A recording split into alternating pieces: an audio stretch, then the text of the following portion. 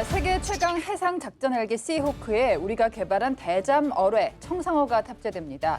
미국의 헬기에 우리 무장이 실린다는 건 어떤 의미고 또 우리 해군의 대잠 전력에는 어떤 변화가 있을까요? 오늘 디펜스 프라임에서 집중 조명하겠습니다. 시호크가 저희가 따져보니까 미국, 호주, 덴마크 등 8개 나라에 320대 정도 운용됐어요. 세계에서 가장 많이 팔리는 해상 작전 헬기인데 여기다가 자국산 무장을 탑재한 경우가 우리가 처음이더라고요. 그렇습니다. 보통 이제 어뢰는 경어뢰하고 중어뢰를 나뉘는데 사실 좀 이 크기가 일단 경중이 붙었다는 건 크게 다르다는 거 있죠. 그래서 이제 경어뢰가 보통 이런 해상 작전 헬기에 많이 장착이 되고 그다음에 이제 수상 전투함, 보통 이제 잠수함 잡는 용도로 많이 쓰이고요. 그다음에 중어뢰는 잠수함에서 발사하는 어뢰입니다. 그래서 잠수함이나 혹은 수상 전투함을 이제 공격하는 데 사용이 되는데 굉장히 좀 이례적이에요. 그리고 이제 시호크 같은 경우에는 현존하는 해상 작전 헬기 가운데 앞서 설명해 준 대로 가장 많이 팔렸어요. 베스트셀러입니다. 근데 원래 우리가 이제 해군이 해상 작전 헬기를 도입할 때 이 체계 통합 문제라든가 여러 가지 문제 때문에 미국산 이제 마크 54라는 경어뢰를 들어오려고 했습니다. 네. 근데 이게 최근에 어떤 문제가 생겼냐면 이 마크 54 어뢰를 체계 통합하고 만든 업체가 이제 미국의 레이시온이라는 회사인데 제가 여기 관계자분에게 물어보니까 코로나19 때문에 그때 이제 여러 가지 막 조업 못하고 이런 일이 생겼죠. 예. 봉쇄되고. 예. 그러면서 이 마크 54의 중요 구성품을 납품하는 업체가 몇 군데가 도산을 했어요. 그래요? 네, 그래서 그 일부 중에는 이제 뭐 미 해군이 직접 만드는 것들도 있는데 사실 이제 체계 종합업체인 레이시온사는 이 경어뢰에 들어가는 소나 그다음에 이제 뭐 처리하는 컴퓨터 이런 것들을 주로 납품하고 다른 것들은 또 다른 구성품 업체들이 하는데 몇 군데가 지금 문제가 생겨서 예. 제때 물건이 안 나와요. 그래서 이건 뭐 우리나라만 그런 게 아니라 전 세계적으로 지금 다 그런 상황이고 또 한 가지 문제가 이제 우크라이나전이 발발을 하면서 이런 유도 무기, 어뢰 혹은 이제 미사일 같은 유도 무기들의 수요가 폭발적으로 증가를 합니다. 근데 이렇게 우크라이나에 막 지원하다 보니까 미국이 쓸 양도 이제 없어지는 거예요. 그래서 이것도 이제 제한을 걸기 시작합니다. 그래서 우선은 이제 미군 먼저 납품을 하고 그 다음에 이제 나토 회원국 네. 뭐 이런 식으로 했는데 지금 그래서 우리도 사실 최초 계약보다 지금 많이 늦어졌고 지금 29년 정도 돼야 이거를 이제 제공이 가능하다 이런 얘기가 있어서 아니 이제 해상작전 헬기 사업을 진행하면서 이런 일이 생겨서 우리 같은 경우에는 좀 청상어를 좀 대신 달자. 그렇게 지금 진행을 하고 있다라고 좀 말씀드리고 싶습니다. 그러니까 어떻게 보면 코로나랑 전쟁이 본의 아니게 반사 이익이 된 것 같기도 한데 이제 미국산 시호크 안에 대한민국에 개발한 어뢰를 넣는다는 거 아까 말씀하신 것처럼 원래 전투 체계가 좀 같아야지 이게 가능한 거잖아요. 그런 문제들은 해결이 된 건가요? 지금 원래 플랫폼을 만들어도 여기에 무기 체계를 통합하는 것, 인티하는 것 이게 굉장히 어려운 작업이에요. 네. 그러니까 자국산 무기에 자국산 플랫폼에 자국산 무기를 통합하는 것도 어렵거든요. 그러니까 지금 KF-21도 보면 뭐 1000번, 2000번 비행할 때 그 무기 관련 그 체계 통합 이쪽이 상당히 많거든요. 연습이. 근데 지금 미국산 무기에 우리 무기를 통합시키는 건 자국산 플랫폼에 자국산 무기보다 몇 배나 더 어렵거든요. 예. 그걸 우리가 해냈다는 거고 지금 가장 중요한 게 무기 그다음에 플랫폼 이것도 있지만은 이걸 운영하는 소프트웨어나 노하우들이 굉장히 중요하거든요. 그래서 지금 우리 정도대항함도 취역을 했지만 지금 CEC 통합 교전 능력 그 프로그램을 우리한테 안 팔거든요. 네. 그러면 본다 그러면은 지금 우리가 체계 통합하는 그런 작업의 청신호다. 그리고 또 하나는 이 작업을 하면 꼭 청상화뿐만 아니라 여러 가지 무기들을 통합할 수 있는 그런 이제 능력들이 배가가 되니까 네. 이제 아주 중요한 거고 결과적으로는 물론 우리가 모든 무기를 작업할 수는 없으니까요. 뭐 시호크까지 우리가 만들 필요 물론 이제 우리가 수리온이 있으니까 뭐 불가능한 건 아니지만 어찌됐건 가장 효과적인 그 수입 무기에 우리 무기를 장착하는 그런 효과적인 작업들을 하고 있다 이렇게 볼 수 있죠. 그 미국 육군의 이제 다목적 헬기 중에 블랙호크가 있잖아요. 이게 예. 시호크의 기반이 된 건데 사실 얼핏 생각해도 육상하고 해상에서 작전은 다를 것 같거든요. 예, 외형은 또 비슷하거든요. 맞습니다. 예. 그래서 이제 영화로 또 우리가 잘 알려졌죠. 이제 블랙호크 다운 통해서 이제 블랙호크 헬기가 일반인 시청자분들도 이제 많이 아시는 헬기인데 사실 이게 버전이 많아요. 그러니까 미국의 육군, 해군, 공군이 다 각기 다른 버전의 블랙호크를 사용을 하고 있습니다. 근데 지금 이제 우리가 들여오는 MH601 같은 경우에는 어떻게 보면 해군형이라고 보시면 돼요. 그래서 한 가지 좀 특징이 있습니다. 외형상으로는 크게 차이가 없는데 세부적으로 들어가 보면 해상화 작업이라는 거를 헬기에 해야 돼요. 해상화 작업. 예. 왜냐하면은 헬기가 이제 바다에서 작전하다 보면 이 바닷물도 튀길 수가 있고, 네. 그다음에 이 해수에 의해서 부식이 생길 수도 있어요. 그래서 이런 것들을 이제 방지하기 위해서 헬기 동체에 해수에 견딜 수 있는 피막 처리라던가 엔진이나 전자장비에 염분을 이겨내기 위한 코팅과 이 실링 작업을 다 합니다. 그리고 지금 이 해상작전 헬기는 적 잠수함도 잡아야 되고 적 수상함도 탐색을 해야 되는, 그래서 레이더도 달리고 소너부이도 달리고 그다음에 어뢰도 달아야 되고 이런 것들이 있습니다. 그리고 또 한 가지로는 이 시오크 헬기 잘 보시면 이 아랫부분에, 동체 아랫부분에 이 흔들리는 배에 착륙할 수 있는 특별한 또 착륙 장치를 또 장착을 해요. 네. 그래서 우리 해군 같은 경우 이제 하푼이라는 장비를 쓰는데 그 내리는 배에 그 갑판에 보면 이렇게 동그랗게 돼가지고 구멍이 뻥뻥뻥뻥 뚫려 있습니다. 그래서 헬기에 딱 내렸을 때 그 구멍에 딱 결합을 할 수 있는 장치를 또 갖고 있어요. 그래서 요거까지 포함하니까 기존의 육상에서 쓰는 블랙호크나 뭐 미공군에 쓰는 블랙호크하고는 차이가 많다. 완전히 좀 모양은 비슷하지만 완전히 다른 헬기라고 봐야 될 것 같습니다. 겉만 비슷하다. 네, 그렇습니다. 근데 그 무장을 하는 게 뭔가 봤더니 헬파이어 미사일이에요. 예. 이름도 참 잘 지어요. 지옥의 불길. 네. 예. 그게 전차 킬러로 굉장히 유명한데 예. 시오크가 해상 작전을 할 때는 어떤 역할을 이게 하는 거예요? 뭐 우리 해군 같은 경우에는 중요 임무 중에 하나가 북한의 이제 공기부양적 위협이죠. 근데 이제 이 시오크 같은 경우에는 앞서 말씀드린 대로 그런 임무에 사용되는 무장이 이제 헬파이어 무장입니다. 보통 헬파이어가 최대 사거리가 뭐 약 8km에서 한 11km 되는데 요거를 한 4발 정도 이 MH601 시오크 헬기에 장착을 합니다.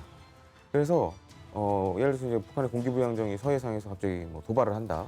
그럴 때 사용할 수도 있고, 미해군 같은 경우에는 주로 이제 중동 지역에 보면 이제 이란이 그런 조그만한 고속정들 많이 갖고 있죠. 네. 이런 거 상대하는데도 이 시오크 헬기를 많이 사용을 하고 있습니다. 지금 시오크가요 정약용함 최신 이지스함에 탑재가 될 거거든요. 근데 이미 와일드캣이 있는데 이게 어떤 변화가 생기는 거예요, 그러면?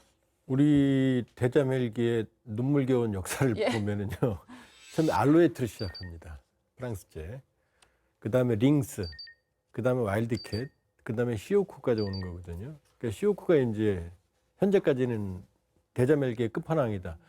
왜냐하면 모든 함정의 최대의 적은 잠수함이에요. 그러니까 일반 함정 대 함정끼리 그 대함 미사일은 한 도박 맞아도 침몰하지 않습니다. 네. 근데 잠수함이 발사하는 중어뢰는 딱 한 방이면 구축함도 쪼개져요. 그러니까 참 가슴 아픈 얘기지만 천안함 사건 예. 때, 폭침 때 배가 쪼개지잖아요, 반으로. 그러니까 잠수함을 잡는데 혈안이 돼 있는 게 이제 수상함들의 운명인 거고. 그러니까 대잠 헬기. 왜냐하면 이제 항공모함 같은 평갑판은 이제 대잠 초계기를 운영할 수 있지만, 물론 이제 그 조금만 중요한 건 거기도 헬기를 써요. 그러니까 대잠 헬기의 능력이 아주 중요합니다. 네. 근데 잠수함 잡는 데는 소리거든요, 소나. 그러면 헬기가 사용하는 건 이 대잠 초계기나 헬기가 사용하는 게 두 가지인데, 하나는 디핑 소나. 이제 초계기는 디핑 소나를 못 쓰죠. 그건 뭐냐면 그냥 그 소나를 헬기에 달아서 깊숙이 집어넣는 거예요. 그러면 이게 제일 잘 들려요. 근데 문제는 뭐냐? 서 있어야 되잖아요. 그러니까. 이때가 헬기는 제일 취약하죠. 가만히 있어야 되니까. 목표물이 될 수 그렇죠. 있으니까. 지금은 아직은 아닌데 지금 잠수함들이 이 대잠 헬기를 공격하는 미사일들을 개발하고 있거든요. 그럼 굉장히 위험하죠. 그다음 두 번째는 이 디핑 소나를 이렇게 대고 있는 동안에는 공격을 못 해요. 그러니까 잡아도 끌어올리거나 아니면 주변에 있는 다른 헬기한테, 다른 수상함한테 연락해서 공격을 해야 되거든요. 시차가 너무 많이 날 것 그렇죠. 같아요. 예. 근데 이제 이게 이제 링스, 와일드캣의 문제인데, 이 시오크는 소노부이를 이용해요. 소노부이는 뭐냐면은 그냥 처음기를 그냥 뚝뚝 떨어뜨리는 거예요. 여러 군데, 광대역에. 이걸 25개나 운영하거든요. 그러니까 이걸 떨어뜨려 놓으면은 이제 이 CO2 안에서 네. 광범위한 지역을 탐지할 수 있고 탐지 즉시 공격할 수 있는 거죠. 그러니까 지금 이 왜 끝판왕에 말씀드리냐면은 현존하는 대잠 헬기 중에서 가장 탐지 능력이 우수하고 예, 예. 공격력도 우수하다 이렇게 볼 수 있어요. 그러니까 어디까지 우수하냐 탐지 능력이. 탐지 능력이 얼마나 중요한지 말씀을 해주신 건데 시오크가 잔망경에 올라오는 그 순간을 포착할 수 있다. 예, 이게 진짜예요? 그렇습니다. 그 내장된 레이더가 그런 잔망경 크기의 아주 작은 사이즈의, 그러니까 해면에 보면 잔망경이 쭉 올라와 있는 건 아니죠. 바다 그 해면 위에 살짝 올라와 있는데 그것도 이제 잡아낼 수 있을 만큼 성능이 좋고, 또 한 가지 보면은 레이더 말고도 플리어라 그래서 전방 감시 적외선 장비도 달려 있어요. 이런 것들 이용해서 해면을 이렇게 탐색할 수도 있고, 그래서 사실 이제 미해군이 투자를 많이 했어요. 한 지난 10여 년 동안 한 10억 달러, 그러니까 우리나라 돈으로 하면 1조 4,756억 원 정도를 성능 개량에 계속 투자를 했습니다. 그게 어떻게 보면은 지금 이제 이 MH60과 시오크가 전 세계적인 베스트셀러 헬기가 되는데 큰 역할을 했고, 또 한 가지로는 사실 이 대잠전이나 해상전 같은 경우에는 이 네트워크를 어떻게 잘 이용하느냐가 중요합니다. 그래서 이런 이제 식별한 정보를 재빠르게 아군 수상 전투함이나 혹은 이제 아군 해상 초계기, 다른 해상 작전에게 재빠르게 전파를 해주는 거예요. 네. 그래서 이런 걸 통해서 일종의 헌터 킬러 이런 전술을 구상해서 작전한다는 것도 굉장히 특이하고, 그리고 또 한 가지로 이제 앞서도 이제 뭐 여러 잠수함 그 탐지 수단들, 특히 이제 제가 이제 이 시오크 관련돼서 그 업체 관계자들 얘기를 들어보면 이제 강점으로 꼽는 게 이거예요. 그러니까 이제 음탐지라 그러죠. 이 디핑 소너를 사실 이제 물 속에 집어넣잖아요. 이거를 얼마만큼 깊이 집어넣냐, 그리고 얼마만큼 빠르게 건져 올리느냐, 이게 굉장히 그렇겠죠. 기술이에요. 예. 예. 낚시랑 비슷합니다.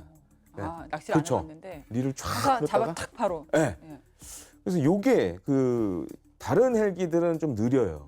근데 이제 미해군의 요구도가 있었기 때문에 네네. 이제 유압 방식을 사용하는데 수중에서 최대 500m까지 쭉 들어갑니다.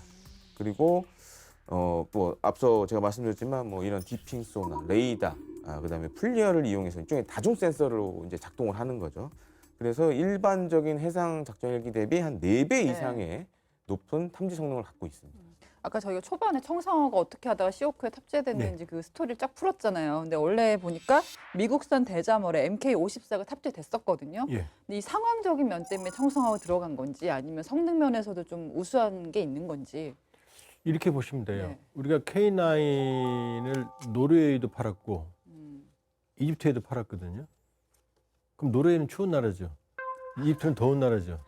그럼 똑같은 K9을 팔아도 노르웨이는 이 난방이 잘 돼야 되는 거고 이집트는 에어컨이 있어야 되는 거죠. 커스터마이징을 해야 그렇죠. 된다.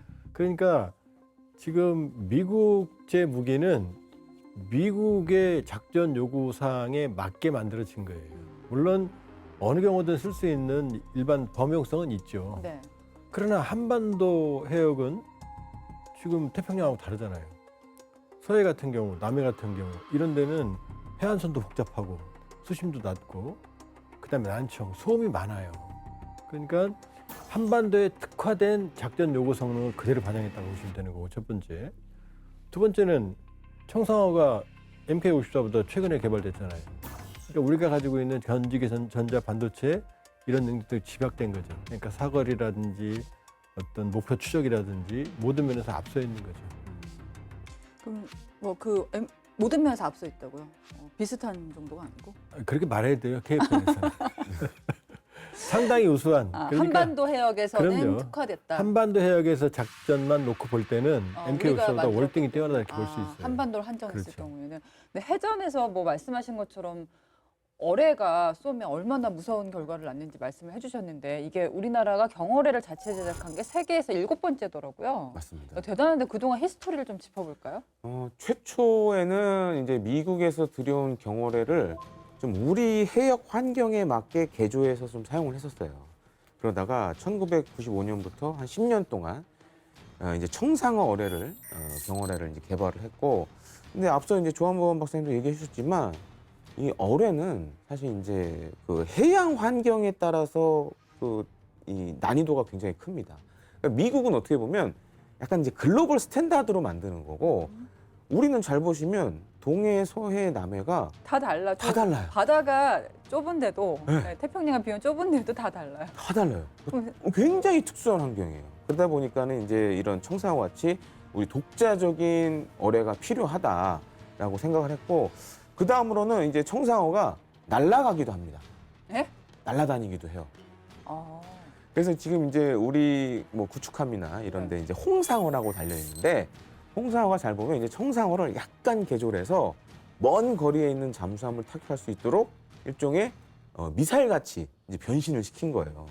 그래가지고 보통 한 30km 이상 날아가서 거기 떨어져 있는 이제 잠수함이나 이런 수중 목표물들을 이제 공격하는 이런 것도 우리가 개발했고 그 경어뢰가 이렇게 이제 진화를 했고 그다음에 중요한 게 이제 중어뢰입니다. 잠수함에서 쓰는 어뢰들도 사실 우리가 국산화를 많이 했어요. 그래서 어떻게 보면 이제 가장 먼저 우리가 어뢰 중에 국산화한 건 백상어라 그러는데 이제 중어뢰 이제 보통 이제 지름이 533mm인데 요거는 이제 우리가 얼마 전에 퇴역한 장보고함 이런 데서도 사용을 했었고 예. 지금은 사실 이제 더 이상 생산은 안 합니다. 그래서 이제 그 뒤를 이어서 만든 게 이제 범상어라고 있는데 요거는 최근에 진수식한 장영 실험에 이제 사용이 되는 대표적인 국산 중어뢰입니다. 그래서 유선 유도 방식을 사용합니다. 유선 유도 방식. 그러니까 선으로 유도가 되는 거예요. 근데 범상어는 특별한 선을 사용합니다. 어떤 선이요? 광섬유를 사용해요. 아, 많이 들어봤어요. 네. 광섬유. 광섬유를 사용해요. 그래서 이 어뢰와 잠수함 간에 데이터를 주고받을 수가 있어요. 굉장히 빠르게 그렇죠. 주고받을 수 있죠. 광섬유 같은 경우. 그러니까 이게 그 적잠수함은 한번 이 범상어에 걸리면 빠져나갈 수 있는 공간이 굉장히 제한이 되겠죠. 네. 그 정도로 좀 치명적인 어뢰라고 좀 말씀을 드리고 싶습니다. 저는 이런 거 들을 때마다 되게 궁금한 게 잠수함이 디젤로 많이 하지 않나요? 예. 지금 디젤 잠수함 같은 경우에는 그 어뢰 성능이 매우 중요하다고 제가 들은 것 같은데 예. 어떤 이유 때문일까요? 아무래도 이제 원자력 추진 잠수함하고 비교를 했을 때 네. 속도면서 차이가 많이 나죠. 이제 원자력 추진 잠수함은 뭐 이런 표현을 써서 그렇지만 수중의 스포츠카예요. 그러니까 원하는 대로 속도를 낼 수가 있어요. 그래서 우리가 그렇게 만들고 싶어 그렇죠. 하고. 근데 이제 디젤 잠수함, 이 재래식 추진 잠수함들은 지금 물론 이제 리튬이온 배터리 같은 경우에는 밟으면 바로바로 속도가 나긴 하지만 충전된 배터리를 다 쓰면 방법이 없잖아요. 다시 올라와서 예. 충전해야 되니까. 네. 그러다 보니까 어뢰가 중요해지죠. 그래서 이런 정밀도가 높은 어뢰를 사용해야 이런 뭐 적의 원자력 추진 잠수함도 격침을 시킬 수 있는 그런 능력을 갖게 되죠. 여기 우리 김평론가님 좀 덧붙이면 지금 말씀대로 스포츠카고 핵추진 잠수함은 디젤 잠수함은 그냥 경차라고 보시면 되는데 경차? 예. 그 정도 차이가 많이 나요? 왜냐하면 예. 이렇게 보시면 돼요. 사람이 100m 달리면은 쉬어야 되죠. 근데 걸으면은 어떻게 돼요? 한 2시간 있죠. 네, 네. 그 차이에요. 핵추진 잠수함은 100m로 몇 년을 달릴 수 있어요. 근데 디젤 잠수함이 적 수상함이나 잠수함을 보고 어뢰를 발사하죠. 그럼 그 순간 자기 자신의 위치를 들켜요. 그러니까 핵심 잠수함은 그냥 스포츠카처럼 도망가는데 이 디젤 잠수함은 그 경차처럼 가니까 저 수상함이나 잠수함을 완벽하게 잡을 수 있다는 확신이 없으면 어뢰를 못 쏘는 거죠. 근데 핵심 잠수함은 쏘고 그냥 도망갈 수 있으니까. 디젤은 리스크를 감수하고 공격을 해야 그래서 되는 지금 어뢰가 성능이 확실히 중요한 거죠. 그러니까 어뢰가 어느 정도로 중요하냐면 포클랜드 전쟁 있죠. 네. 그때 그 영국의 경순함 인빈시블급이 활약을 했는데 그때 아르헨티나는 사실은 거의 그 중형 항모가 있었어요. 얘가 포클랜드 갔으면 전쟁의 판도 뒤집혔어요. 왜 나왔느냐? 영국의 핵심 잠수함에서 어뢰로 그 당시 아르헨티나 가지고 있던 중순양함 벨그라노를 격침시켰어요. 수백 명의 수병이 한꺼번에 죽었어요.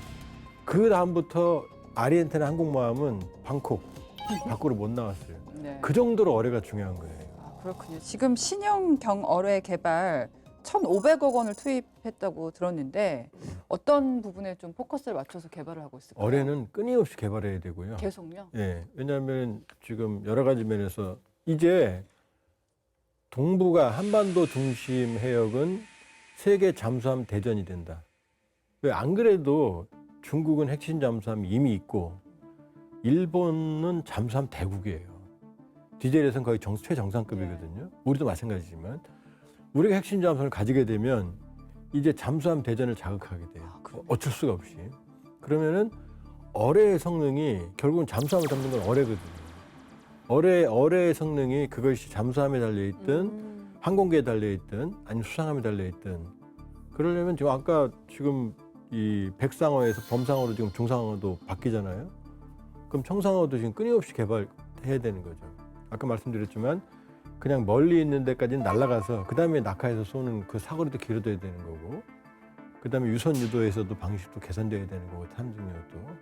그러니까 향후 우리 수상함, 뭐 잠수함 이 플랫폼도 중요하지만 여기에 들어가는 무기 체계 한반도 해역에 맞는 계속 개량해 나가는 작업이 중요한 거죠. 예. 저희가 지금 어뢰 얘기를 하고 있는데 그 위력을 결정하는 핵심 기술 중에 하나가 바로 추진 기술입니다. 그러니까 속도를 강화한 초공동 어뢰 개발을 두고 세계 강대국 간의 경쟁이 치열한 상황인데 지금 여기에서는 우리나라가 어떤 정도 수준에 올라와 있을까요? 그래서 기본적으로 이제 어뢰는 두 가지 추진 방식을 많이 사용을 합니다. 그래서 첫 번째로 이제 기관 추진 방식이라고 하는데 사실 이제 물 속에서 이렇게 어뢰는 작동하다 보니까 우리가 알고 있는 내연 기관은 안 되죠. 왜냐하면 이제 공기가 안 들어가니까 공기 흡입이 안 되니까. 그렇죠. 그래서 이제 이게 좀 특수한 연료를 사용하는 좀 기관 추진 방식을 하나 쓰고 있고 그게 보통 이제 미국이 많이 쓰는 방식입니다. 또 한 가지로는 이제 전기 추진 방식, 그러니까 배터리를 이용하는 방식도 있어요. 그래서 우리나라는 대부분 다 이제 배터리를 이용합니다. 그리고 어떻게 보면 이제 리튬이온 배터리를 어뢰에 이렇게 적용한 좀 이런 선진적인 국가예요. 근데 다만 이 스크류를 이용하는 어뢰들은 고속을 내게 되면 이제 이 스크류가 헛돌기 시작해요. 초고속으로 가기 시작하면 헛돌기 시작하고 또 한 가지 잘못되면 스크류가 깨져요. 그래서 이제 과거부터 이거를 어떻게 극복을 할까 세계 여러 나라가 이제 고민을 많이 했습니다. 그래서 나온 게 이제 초공동 어뢰인데 초공동 어뢰 같은 경우에는 어뢰 앞부분에 보면 기포 발생 장치가 있어요. 예. 그래서 저항을 최소화시킵니다. 초공동 어뢰에서 초공동이 무슨 뜻이에요? 초공동이라는 게 이게 물체 앞쪽에서 일종의 이제 공동을 일으켜가지고 저항을 최소화시킵니다. 그래서 초공동이. 네. 그래서 추진 기관도 좀 달라요. 뭐 로켓을 쓰는 그런 것도 나오고 있는데 이제 그런 대표적인 게 바로 이제 구소련에서 만든 시쿠발이라는 어뢰가 있습니다. 그래서 얘는 뭐 이렇게 한간에 의하면 뭐 유도 기능은 없다 이런 얘기도 있고 사실 만들긴 했지만 이게 지금 배치됐는지 뭐 어떤 상황이든 잘 안 알려지고 있습니다. 근데 이게 어떻게 보면은 이 초공동 어뢰의 시발점이 됐죠. 그래서 이제 독일 같은 경우에도 뭐 바라쿠다라는 걸로 연구 개발을 한번 진행했던 적도 있고 특히 우리 국방과학연구소가 사실 연구 개발을 많이 했어요. 그래서 이제 뭐 영상으로도 한번 이 쏘는 모습을 보여준 적도 있고 그래서 뭐 들리는 바에 의하면은 이제 우리나라도 한 27년쯤에 동해 심해 한 350m 지점에서 시험 발사를 초공동 어뢰 시험 발사를 진행할 예정이다라고 이제 알려져 있고 만약에 이게 쐈을 때 성공률이 한 80% 이상이 된다. 그러면 뭐 우리 잠수함이나 이런 데 적용할 수도 있고 지금 이제 경어뢰로도 좀 만들려고 그러는 것 같아요. 그러면 이번에 올해 이제 국제해양방산 전시회 때 많이 공개가 됐지만 전투용 무인 수상전도 많이 나왔죠. 예. 그런데 적용하게 되면요 굉장히 무서운 무기가 되죠. 그 어뢰 변신은 무죄라고요. 네. 어디까지 왔냐면 이게 참 슬픈 얘기인데 러시아가 자랑하는 게 포세이돈이에요. 중국도 이번에 보여줬어요. 전승적 기념회. 이건 뭐냐면 추진 기관이 원자력이에요. 그러니까 항속거리가 수천에서 만 킬로가 넘거든요. 그러면 이 어뢰는 태평양을 건너서 LA나 이쪽 미국 서해안 해안의 인근에서 터집니다. 그 목표는 해안을 맞추는 게 아니고 이게 수십 메가톤 이상, 1메가톤이 100만 톤이에요.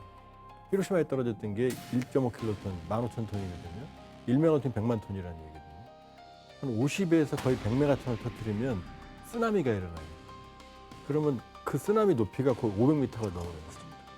후쿠시마 도호쿠 지진 때 쓰나미가 30m예요. 그럼 해안을 휩쓸어버리는 거예요. 예.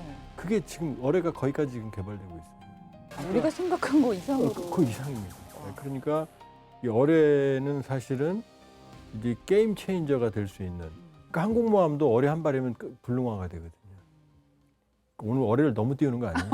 근데 중요한 거는 이 어뢰가 이렇게 대단한 건데 여기서 대한민국이 강국이 되고 있다는 거잖아요. 그게 바로 이제 우리 몸집이 커진 음.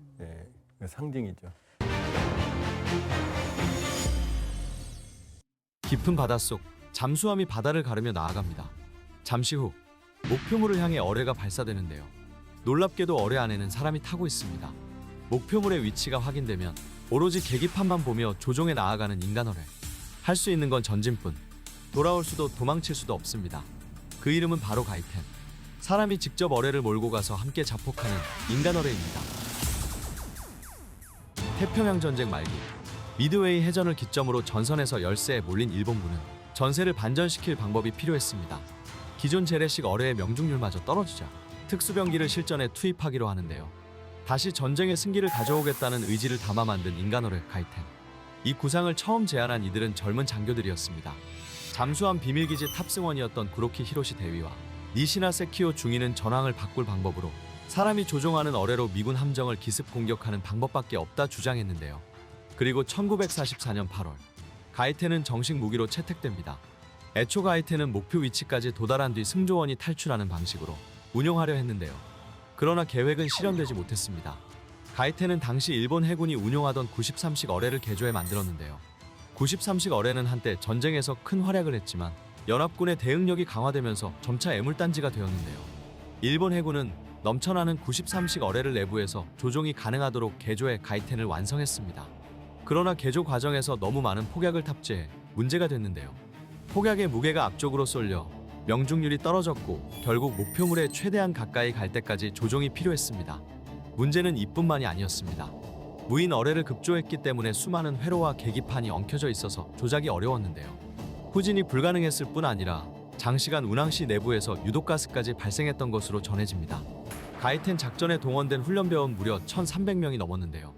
10대 후반에서 20대 후반까지 젊은 장병들이 목숨을 걸고 작전에 투입됐고 애초 인간 어뢰를 제안했던 구로키 대위를 비롯해 많은 장병들이 훈련 과정에서 사망하기도 했습니다.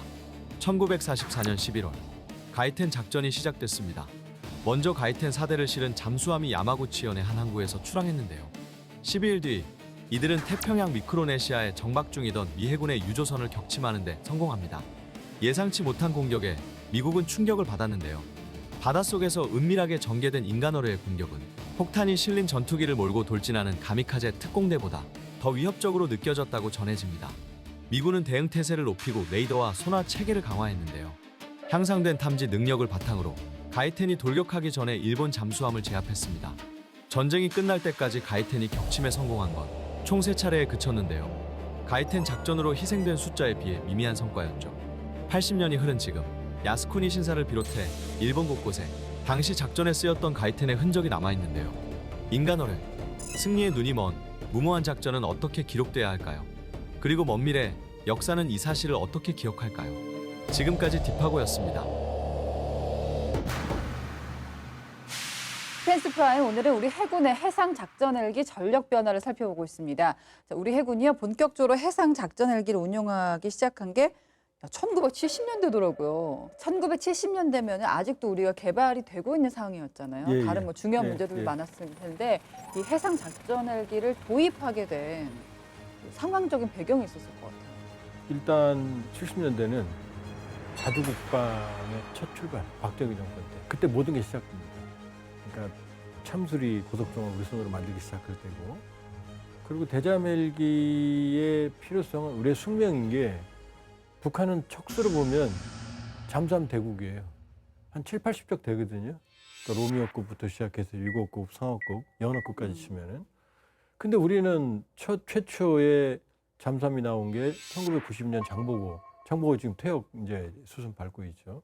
그러니까 우리로서는 대잠 능력 확보가 아주 중요했고, 그렇게 위해서는 이제 어뢰라고 하는 것이 상당히 중요했고, 그러니까 우리가 북한의 잠수함 잡는 능력을 개발하는 거는 숙명이었던 거고, 그 다음에 북한이 주로 우리를 향해 침투할 때 쓰는 게 반잠수정 같은 것들이었어요. 그렇죠. 강릉의 잠수함 자체도 있고. 다 그렇게 왔던 거. 그렇죠. 네. 그렇게 보면은 대잠전은 우리의 숙명이고, 물론 지금은 우리가 질적으로 현저하게 앞서죠. 비교가 안 되죠. 그렇게 보면은 북한의 잠수함 위협에 대비하기 위한 그러니까 우리 같은 경우는 모든 게 사실은 북한이잖아요.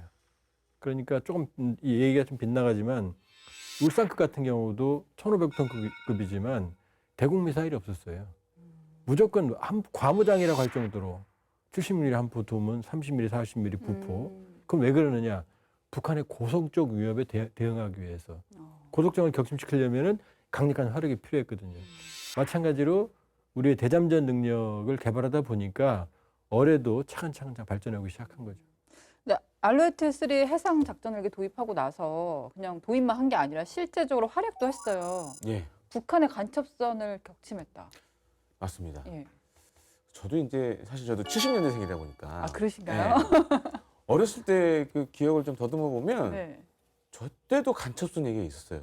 격침당하고 막 이런 게 있었어요. 우리 해군의 뭐 호위함이나 아니 뭐 그때는 간첩선이 있었겠죠. 예, 예. 초계함에 의해서 90년대 초까지만 하더라도 뉴스에 많이 나왔어요. 네, 거의 많이 어릴 나왔었죠. 때까지는. 그러니까 이제 뭐 70년대, 80년대, 90년대 초까지 사실 우리 해공군의 가장 중요한 임무 중에 하나가 대간첩 작전이었어요. 근데 저는 이제 뭐 과거 공군에서 전투기 조종하셨던 분들, 예비역분들 얘기 들어보면 이제 실제로 전투기로 간첩선을 잡았던 분들 만난 적이 있었거든요.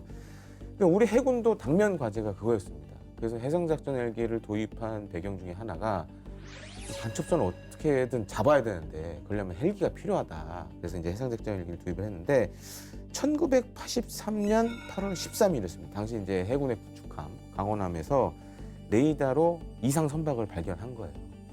그때 당시만 하더라도 이제 우리나라 어선들이 빠르지가 않았기 때문에 이제 당시 군 관계자분들 얘기 들어보면 딱 티가 난다 그러더라고요. 갑자기 속도가 빨리 간다거나 밤에 봤을 때 특히 이런 어선 같은 경우에는 예를 들어서 이제 뭐 좀 출력이 높은 엔진을 달면 공중에서 보면 하얀 포말이 보인대요. 그러니까 그런 이상 선박이 이제 탐지가 된 거예요. 그래서 안 되겠다. 그러면 헬기를 띄우자.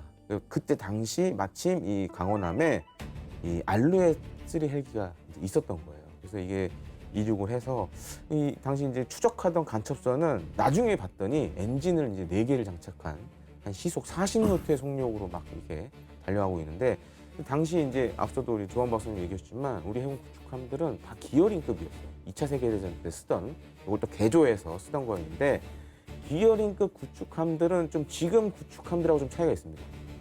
스팀으로 작동을 해요. 그러니까 순간적으로 빨리 속도를 못 내요. 지금은 이제 디젤 엔진이나 가스터빈 사용해서 빨리 움직일 수 있는데 그게 안 되다 보니까 이제 이 알루에 3가 중요한 역할을 맡게 된 겁니다. 그래서 여기에 이제 AS-10이라는 대함 미사일을 장착을 했는데 이게 첫 번째 공격을 시도를 합니다. 근데 이 AS-12 같은 경우에는 이거를 그 운용하는 사람이 이 컨트롤로 조정을 해줘야 돼요. 그 미사일 날아갈 때까지 계속 조정을 해줘야 돼요. 굉장히 어려운 거죠. 근데 이 날씨도 안 좋고 이런 상황에서도 이거를 유도를 해서 간첩선을 격침을 시켰습니다. 그리고 이제 알루에 3 같은 경우에는 이후에 우리 해군이 산 해상작전 헬기들은 잘 보시면 다 쌍발이에요. 근데 알루에 3는 단발이에요. 그러니까 이제 출력이 좋지가 않죠. 근데 그 상황에서 이 공중에서 떠 있는 상황에서 이 AS-12를 그야말로 수동으로 조준해서 맞췄다는 거. 대단하네요, 진짜. 거의 그 신기에 가까운. 진짜. 그러니까 세계적으로도 봤을 때 이런 사례가 헬기 조종사가 뛰어난 거예요. 네. 조종사가 혹시 가족이에요? 그건 아닙니다. 네. 저희 나중에 인물전 같은 거 해야 될 것 같아요. 저도 네. 이걸 보면서 가능한 게 이걸 아닌데. 어떻게 맞췄지? 자동차에서도 힘들 것 같은데. 라는 정도로 정말 대단한 우리 해군의 정말 세계에 자랑할 만한 그런 기록을 하나 세웠죠. 네, 해군의 항공전력은 함대의 핵심 감시자인데요. 지금까지 우리의 해상 작전 헬기 계보를 살펴봤을 때 우리 해군 항공 전력이 어디에 주안점을 두고 발전해왔다고 보십니까? 최초 도입된 이제 알로에 3 같은 경우에는 사실은 이제 해상 작전 헬기도 전 세계적으로 보면 하이급 고가의 크고 무거운 헬기가 있고 로우급이 있어요. 저가의 헬기들이 있어요. 근데 과거에 우리가 처음 도입했던 알로에 3 같은 경우에는 이제 로우급 전력이었고 네. 그 뒤에 이어서 이제 영국산 링스와 뭐 슈퍼링스 이런 것들 들여오기 시작합니다. 뭐 지금은 이제 링스가 사실 뭐 예전처럼 많지는 않지만 특히 이제 로우급 헬기 가운데서 해상작전 헬기 가운데서 당시에 링스가 그래도 좀 베스트셀러였어요. 그리고 더 중요한 건 전에 알로에서 이제 단발 엔진이었단 말이에요. 그러니까 해상에 작전하면 많이 불안하죠. 네. 사고 날 수도 있고. 근데 이제 링스는 이제 쌍발이다 보니까 어떻게 보면 이제 해상 작전하는데 안전성이나 이런 측면에서 좋아졌고, 그다음에 이제 그 다음에 이제 슈퍼링스 좀 더 좋아진 걸 또 도입을 했고요. 그다음에 이제 이어서 우리가 2016년에 도입한 게 이제 AW2고 와일드캣입니다. 그래서 저는 이제 와일드캣 전력화 행사 때도 한번 갔었었는데, 네. 모양새는 사실 이제 링스, 슈퍼링스, 와일드캣 다 비슷해요. 근데 와일드캣이 이제 장점이 뭐냐면 똑같은 쌍발인데 엔진이 되게 좋아졌어요. 페덱이라고 하는데 이전에 링스나 슈퍼링스는 엔진을 좀 아날로그 방식으로 돌렸습니다. 기계식 방식이었어요. 그러다 보니까 이제 출력을 내려면 지금 시간이 걸리고 막 이런 문제가 있었는데 연비도 안 좋고. 근데 와일드캣은 뭐 탑재되는 레이더라든가 이런 것도 좋아졌고, 일단은 핵심이 엔진이 디지털화 됐어요. 그래서 조종사가 원하는 만큼 이 능력이 다 발휘가 되는, 그러면서 좋아지긴 했는데, 문제가 이게 와일드캣이 이제 우리가 추가 도입도 한번 검토를 했었는데 어떤 문제가 생겼냐면, 옛날에 이제 이 똑같은 회사가 만든 겁니다. 와일드캣, 링스, 슈퍼링스 똑같은 회사가 만들었는데 와일드캣이 옛날만큼 잘 안 팔린 거예요. 그러다 보니까 이제 우리가 MH60하고 이렇게 비교를 해보니까 가격적인 측면에서 과거에는 좀 쌌는데 이게 메리트가 없어진 거예요. 많이 생산해야지 좀 그렇죠. 싸지는데. 근데 MH60R은 사실 이제 베스트셀러가 되면서 생산량이 확 늘었고, 그러면서 사실 우리 해군이 갖고 싶었던 건 MH60R 시오크였어요. 왜냐면은 기존 링스, 슈퍼링스 대비 항공기가 크니까 네. 더 오래 작전할 수 있고, 또 아까 이제 조합 박사님도 얘기해 주셨지만 디핑 소너를 운용할 수 있으니까 그만큼 잠수함을 탐지할 수 있는 구역이 확 넓어지죠. 네. 이런 것 때문에 그동안 이제 많이 좀 고민했었는데 마침 우리가 도입할 때쯤 여러 나라들이 많이 샀어요. 그래서 사실 이제 MH60 시오크도 이제 미국의 대외 군사 판매 FMS로 구입을 했는데, 네. FMS가 이런 겁니다. 그러니까 일종의 공동 구매예요. 미 해군도 사고 다른 나라들이 사면 이걸 묶어서 같이 사는 거예요. 그럼 가격이 확 떨어지겠죠. 그래서 그렇게 해서 도입을 했는데 좀 기대되는 건 이겁니다. 앞서도 제가 설명드렸지만 일단 이 MH60 시오크 같은 경우에는 이 데이터 링크 기반의 네트워크 작전이 가능하다라는 거예요. 그럼 예를 들어서 우리가 지금 뭐 정조 대항함이나 아니면 우리 뭐 동맹국인 미 해군의 이지스 구축함 이런 것들하고 같이 이제 연합 작전을 하게 되면 훨씬 더 효과적인 대잠 작전이 가능해지는 거죠. 예. 저희가 오늘 처음에 시오크에 청상어가 탑재된 걸로 이제 포문을 열었는데, 사실 청상어가 링스나 와일드캣에도 이미 탑재가 된 적이 있었고요. 또 2016년에 보니까 필리핀이 와일드캣을 도입하면서 같이 청상어를 구매했던 전력이 있었는데, 그러면 지금 시오크가 세계적으로 가장 많이 팔린 거잖아요. 네. 이 시오크가 앞으로 우리뿐만이 아니라 어떤 우리 어뢰가 패키지로 좀 묶여서 팔린다든지 그럼 참 좋을 것 같아요. 그럼 가능성이 있을까요? 있죠. 왜냐하면 우리가 이제 미제, 독일제 그럼 무조건 좋아 보이잖아요. 미제라는 말 정말 오랜만에 듣네요. 예, 우리 때는 미제, 이거 미제야 그러면 통했거든요. 네. 근데 지금 사실 몇 개, 공대공이나 몇 가지를 빼놓고는 한국 미사일 이런 부분들이 사실은 미제보다 앞섭니다. 그러니까 지금 아직 플랫폼은 우리가 시오크 같은 경우는 아직 따라가지 못하지만 탑재되는 무기 같은 경우는 우리가 훨씬 앞선다고 볼 수 있거든요. 그러니까 구매자 입장에서는 플랫폼이랑 무기랑 선택할 수가 있잖아요. 네. 그러니까 우리 어뢰 같은 경우는 충분히 선택지가 될 수 있다 이렇게 말씀드릴 수 있고, 또 하나는 지금 중일 갈등이 지금 점유 가경이잖아요. 그다음에 동중국해 남중국해, 필리핀이 와일드캣 사간 이유도 바로 해양 분쟁 때문이에요. 그러니까 지금 해양에서의 패권, 해양에서의 분쟁, 해양에서의 경쟁, 여기에 갈수록 이제 지금 뜨거워질 거고, 그러면 결국 수상함이나 잠수함의 가장 치명적인 무기가 될 수 있는 어뢰 같은 경우 수요가 상당히 늘어날 수밖에 없고, 그렇다면 우리가 지금 개발하고 있는 거는 과거 MK 계열보다는 최신형이거든요. 그렇죠. 성능이 앞서고, 네. 그다음에 가성비는 좋고, 제일 중요한 게 원하는 때 원하는 양만큼 제공할 수 있고, 그렇다고 보면 어뢰 시장도 새로운 우리의 블루오션이 될 수 있다 이렇게 볼 수 있어요. 저희가 좀 뭐 쭉 들어보니까 우리 해군의 해상 작전 헬기 전력이 중형 플랫폼으로 전환하는 분기점에 서 있다는 걸 알 수 있는데 그러면 이제 대잠전 개념도 앞으로 바뀔 거잖아요. 앞으로 뭐 해군이 준비할 핵심 과제들이 있는데 뭐 네. 어떤 데 좀 주안점을 주면 좋을지. 지금은 이제 잘 보시면 보통 이제 해상작전 헬기도 그렇고 다 사람이 조종하는 게 많죠. 근데 향후에는 아마 이제 이런 것들을 무인 체계들이 많이 대체를 할 겁니다. 자율주행. 네, 그래서 예를 들어서 뭐 수직이 착륙이 가능한 무인 헬기 같은 걸 이용해서 이런 것들이 먼저 앞서 나가서 뭐 잠수함을 탐지하는 디핑 소너를 뿌린다던가, 그다음에 이런 정보를 또 헬기에 전달해주고 이런 식으로 이제 발전할 수가 있어요. 그래서 우리 해군도 지금 뭐 네이비시 고스트라 해서 여러 가지 준비를 하고 있잖아요. 그래서 향후에는 이 해상 작전 헬기들과 여러 가지 해상 및 공중의 자산들이 이제 유무인 복합으로 움직이는 거예요. 이게 굉장히 중요해집니다.